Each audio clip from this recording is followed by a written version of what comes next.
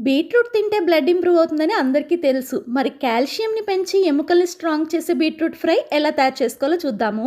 దీనికోసం 2 medium size బీట్రూట్‌ని తొక్కు తీసి ముక్కలు తరిగి ఉప్పు, గ్లాస్ నీళ్లు వేసి ఉడకపెట్టి పక్కన పెట్టండి. 3 ఆనియన్స్ కట్ చేసి పక్కన పెట్టుకొని పోపు కోసం బాండీలో గరిటెడు నూనె, అది వేడెక్కాక పోపు గింజలు, ఎండుమిర్చి, కరివేపాకు ఇవన్నీ కూడా చక్కగా చిటపటలాడిన తర్వాత ఒక్క స్పూన్ అల్లం వెల్లుల్లి పేస్ట్, ఉల్లిపాయ తరుగు వేసేసి ఎంచక్కా ఉల్లిపాయలు బ్రౌనిష్ కలర్‌కి వచ్చే వరకు వేపేసుకోండి.